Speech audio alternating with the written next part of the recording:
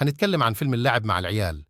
القصة بتتكلم عن علام النخعاوي، شاب طموح وليه أحلام، ولكن أبوه بيحجر دائما علي أحلامه وبيمنعه إنه يكون ممثل، وبيطلعه مدرس تاريخ ويجبره يتجوز بنت عمته أرواح، واللي بسببها بيهرب لشرم الشيخ في أمل إنه ينطلق ويعيش حريته، ولكن بيستناه هناك اللي ما كنش علي باله. اللعب مع العيال فيلم عائلي لذيذ، وفيه بعض الشخصيات والمواقف عجبتني حابب أذكرها. محمد إمام حسيته مختلف وعامل شخصية كويسة. أسماء جلال عملت دورها حلوة قوي، واللهجة البدوية اللي عملتها كانت ممتازة. مواقف شخصية مصطفي غريب مع أمه من أكتر الحاجات اللي طلعت كوميديا، في لازم أكررها بيومي.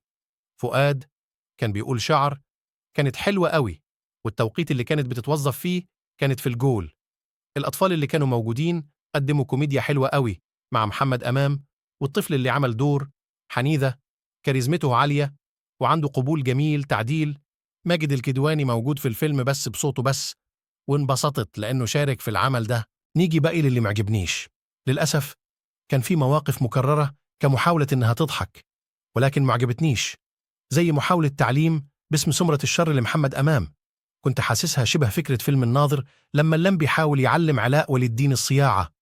عيلة محمد أمام علام النخعاوي برضو حسيتها شبه جو فيلم فول الصين العظيم وعيلة محي الشرقاوي، ولكن ما كنتش موفقة. أما باقي للكوميديا المبنية علي ويزو أرواح فهي مكررة ومش هقول أكتر من كده.